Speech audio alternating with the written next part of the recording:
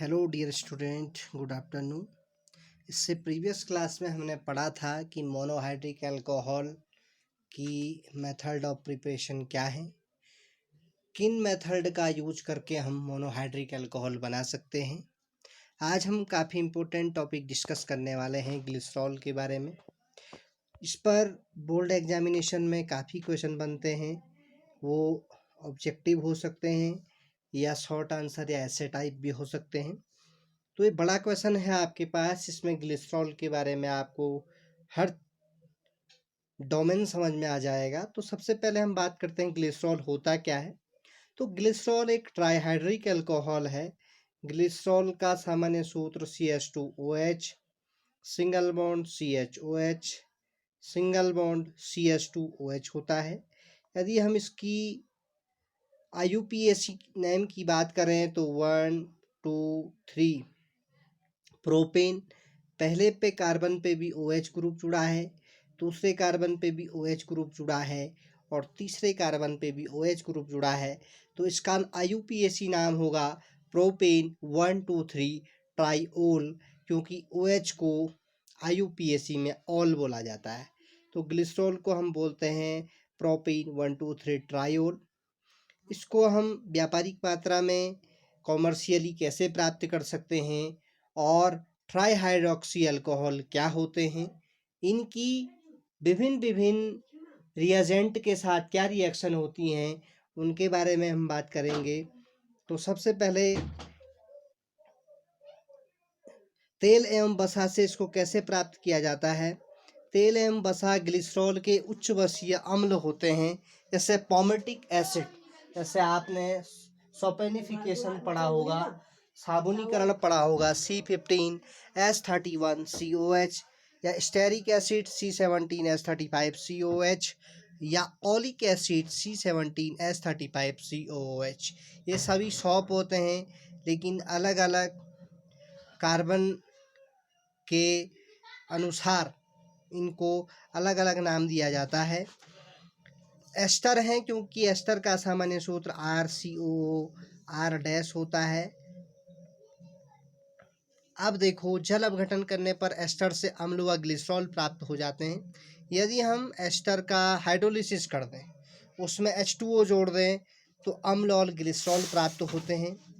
उद्योग में जल विच्छेदन, जैसे साबुन को औद्योगिक मात्रा में बनाने में सॉपोनिफिकेशन, जो साबुनीकरण की अभिक्रिया आपने क्लास 10th में भी पढ़ी है, तो इसका ग्लिसरॉल का यूज साबुनीकरण के रूप में होता है। स्टेरिक अम्ल यानी कि C17H35COH, जो मोमबत्ती बनाने में यूज होता है, उसको बनाने में इसका यूज करते हैं।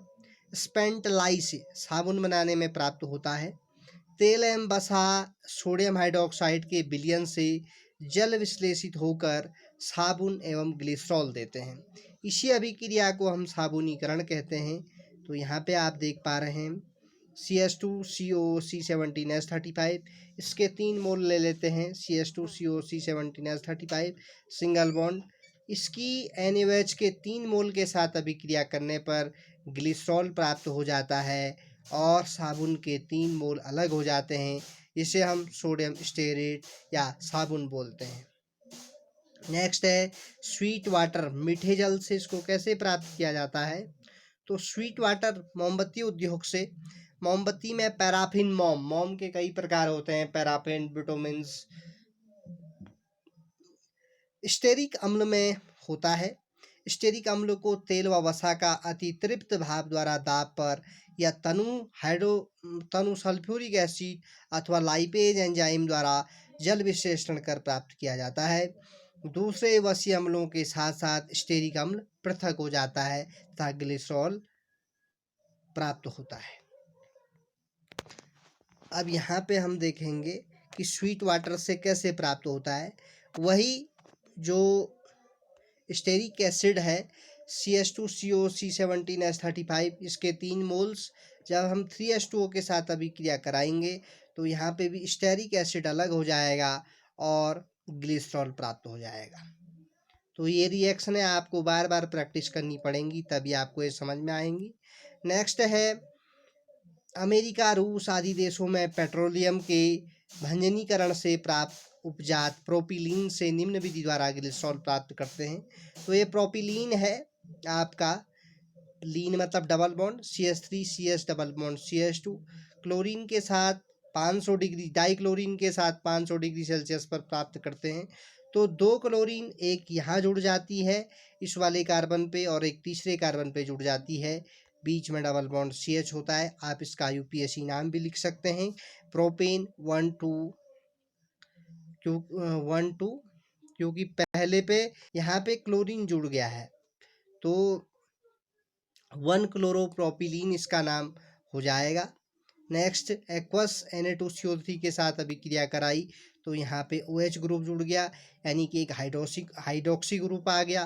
पुनः HCl के साथ इसकी अभिक्रिया कराई तो Cl इसके इंटरमीडिएट कार्बन पे जुड़ गया। NaOH को के साथ अभिक्रिया कराने पर पुनः HOCl के साथ कराई तो यहाँ पे एक OH ग्रुप यहाँ जुड़ गया और क्लोरीन यहाँ जुड़ गया, और पुनः NaOH के साथ हमने इसकी अभिक्रिया कराई तो हमें प्राप्त हुआ ग्लिसरॉल, यानी कि प्रोपेन 1,2,3 ट्राइओल। नेक्स्ट बात करते हैं एलिमेंट सिंथेसिस से कैसे प्राप्त होता है।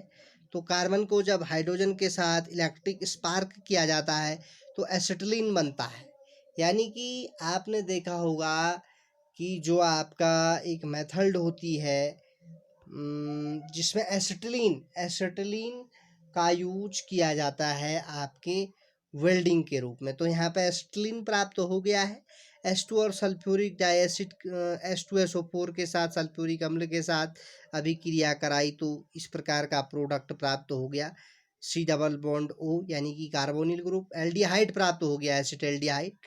पुनः इसका ऑक्सीडेशन किया तो आप जानते हैं कि अम्ल का ऑक्सीडेशन करने पर, यानी कि एल्डिहाइड के ऑक्सीडेशन पे क्या प्राप्त होते हैं, अम्ल प्राप्त होते हैं। फिर पुनः CaOH के होल ट्वाइस के साथ अभिक्रिया कराई तो कैल्शियम एसीटेट बन गया। इसको डिस्टिल करने पर कैल्शियम कार्बोनेट अलग हो गया और एसीटोन प्राप्त हो गया। पुनः इसका रिडक्शन किया एसीटोन का तो एसीटोन के रिडक्शन के बाद हमें प्राप्त हुआ इस प्रकार का कंपाउंड CH2 CHOH CH3, यानी कि एक अल्कोहल OH ग्रुप आ गया। आयोडाइड यानी कि आयोडाइड के साथ अभिक्रिया कराई तो जो ये वाला ग्रुप है टूट जाएगा, OH यहाँ से H2 निकल जाएगी, KOH और ये CHI। पुनः इसको हमने अल्कोहल के साथ गर्म किया तो इस प्रकार का कंपाउंड बन गया। ये आप इसका यूपीएससी नाम लिख सकते हैं। इसका यूपीएससी ये प्रोपिलीन होगा क्योंकि तीसरे पे डबल बॉन्ड जुड़ा है। अब इसकी प्रॉपर्टीज क्या होती हैं ग्लिसरॉल की, तो सबसे अच्छी बात है इसमें छोटे छोटे क्वेश्चन आपको पूछे जा सकते हैं। ग्लिसरॉल रंगहीन होता है, गंधहीन होता है, स्मेललेस होता है, कलरलेस होता है और मीठे स्वाद वाला होता है। इसका बॉइलिंग पॉइंट 290 डिग्री सेल्सियस होता है। पानी तथा अल्कोहल दोनों में घुल जाता है। आप देखते ही हैं पानी मिला देते हैं आप थोड़ा सा ग्लिसरॉल का यूज करने के लिए, परंतु ईथर और क्लोरोफॉर्म में नहीं घुल पाता है। क्लोरोफॉर्म का सामान्य सूत्र होता है CH3Cl और ईथर RO होता है। अब इसकी केमिकल प्रॉपर्टीज की हम बात करेंगे तो इसमें सबसे पहले तो वही कि ये आपका ट्राईहाइड्रोक्सी अल्कोहल है तो इसमें 3 OH ग्रुप होते हैं और वह एक सेकेंडरी रेडिकल के गुण देता है, इस प्रकार से CH2S CHOH single bond CH2OH। अब इसकी केमिकल प्रॉपर्टीज का मतलब है कि किस किस के साथ ये क्या अभिक्रियाएं देता है। सोडियम के साथ अभिक्रिया, तो सोडियम के साथ डाइसोडियम ग्लिसरॉल देता है, CH2S CHOH CH2H glycerol. NaOH के साथ कोल्ड में अभिक्रिया की तो यहाँ पर इस OH की जगह पे एक Na जुड़ गया CH2ONA, बाकी सेम रहा।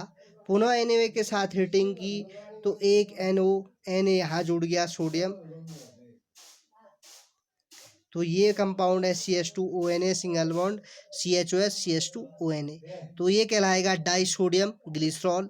ये कहलाएगा मोनोसोडियम ग्लिसरॉल। जहाँ पे एक सोडियम जुड़ा मोनोसोडियम ग्लिसरॉल, जहाँ पे 2 सोडियम जुड़ गए उसको बोलेंगे डाइसोडियम ग्लिसरॉल। नेक्स्ट, तो यहाँ पे ये फास्फोरस पेंटाक्लोराइड के साथ क्या अभिक्रिया देता है, तो ट्राइक्लोराइड बनती है, ग्लिसरॉल ट्राइक्लोराइड। 3PCl5 के साथ अभिक्रिया की तो 3 क्लोरीन 5 या 15 इस प्रकार से हैं। तो क्लोरीन यहाँ पे तीनों जगह जुड़ जाएंगी।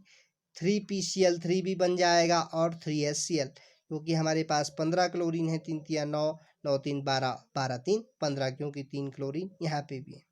उसी प्रकार लाल फास्फोरस और डाई आयोडीन के साथ ये क्या अभिक्रिया देता है, तो एलाइल आयोडाइड बनाता है। ग्लिसरॉल आयोडीन और फास्फोरस के साथ CH2I CHI CH2I, क्योंकि PI3 के साथ कर सकते हैं या P+I2 के साथ कर सकते हैं।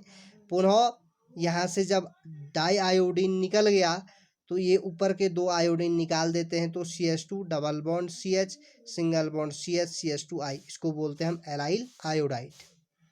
इस प्रकार से नेक्स्ट है अम्लों के साथ अभिक्रिया, किसकी, ग्लिसरॉल की। तो एसिटिक अम्ल एसिटिल क्लोराइड या एसिटिक एनहाइड्राइड से मोनोडाई ट्राई एसीटेट बनते हैं, मोनोडाई और ट्राई एसीटेट बनते हैं। तो ये ग्लिसरॉल है। यहाँ पर जब हमने इसकी अम्लों के साथ अभिक्रिया की, एसिटिक अम्ल के साथ CH2OC CH3 CHOH CH2H mono acetate बन गया। पुनः अभिक्रिया की तो यहाँ पे क्या बन जाएगा, डाई एसीटेट बन जाएगा एसिटिक अम्ल के साथ अभिक्रिया कराने पर। नेक्स्ट, और पुनः एसिटिक अम्ल के साथ अभिक्रिया कराएंगे डाई एसीटेट की, तो क्या बन जाएगा, ट्राई एसीटेट। नेक्स्ट है कंसंट्रेट नाइट्रिक एसिड या कंसंट्रेट सल्फ्यूरिक एसिड के साथ नाइट्रोग्लिसरीन बनाता है, जिसे आप TNG बोलते हैं, ट्राई नाइट्रोग्लिसरीन। एक एक्सप्लोजिव होता है, विस्फोटक होता है, काफ़ी इंपॉर्टेंट रिएक्शन है ये। होनो के साथ या HNO3 के साथ, इस प्रकार के से HNO3 को हमने तोड़ दिया, NO2 + O NO3 और H। कंसंट्रेट सल्फ्यूरिक एसिड के साथ CH2ONO2 CHOH NO2 CH2ONO2। तो ये है आपका TNG ट्राई नाइट्रोग्लिसरीन। इसको बोलते हैं हम, एक विस्फोटक होता है, एक एक्सप्लोजिव होता है, एक जहरीला तेल होता है। नेक्स्ट है हाइड्रोजन आयोडाइड के साथ ये क्या क्या देता है, तो ग्लिसरॉल 3HI के साथ I जुड़ जाएंगे, OH निकल जाएंगे, पुनः I2 निकाल दें तो वही आपका एलाइल आयोडाइड बन जाता है। ये रिएक्शन मैं आपको पहले भी बता चुका हूँ। नेक्स्ट है, यदि हम कम मात्रा में हाइड्रोजन आयोडाइड के साथ अभिक्रिया कराएं तो फिर भी क्या बनता है, एलाइल आयोडाइड बनता है। नेक्स्ट रिएक्शन है केमिकल प्रॉपर्टीज ग्लिसरॉल की, साइट्रिक अम्ल का निर्माण। तो ये कैसे होता है, ग्लिसरॉल HCl के साथ अभिक्रिया कराते हैं उच्च मात्रा में यदि, तो CH2HCl CHHCl CH2HCl यानी कि ट्राइक्लोरोप्रोपेन बन जाएगा। पुनः इसका ऑक्सीडेशन करा दिया जाए तो यहाँ पे कार्बोनिल ग्रुप आ जाएगा, CH2Cl CH2Cl। HCN के साथ हाइड्रोजन साइनाइड के साथ अभिक्रिया कराएंगे तो ये CN यहाँ जुड़ जाएगा इस पे, बाकी जो ये CO है ये इससे H जुड़ जाएगा, तो यहाँ पे OH आ जाएगा, CN। नेक्स्ट वाटर के साथ अभिक्रिया कराएंगे तो क्या बन जाएगा, यहाँ पे अम्ल वाले ग्रुप आ जाएंगे, यही सिट्रिक अम्ल होता है, CH2H COH COH CH2OH। तो इस प्रकार से CH2COOH इसको बोलते हैं हम सिट्रिक अम्ल। तो इस प्रकार हमने आज ग्लिसरॉल के बारे में पढ़ा, इसकी जनरल प्रॉपर्टीज़ के बारे में पढ़ा, फिजिकल प्रॉपर्टीज और केमिकल प्रॉपर्टीज के बारे में। नेक्स्ट हम शुरू करेंगे आपका फिनॉल, जो अगला टॉपिक होगा इस यूनिट का वो होगा फिनॉल। Thank you very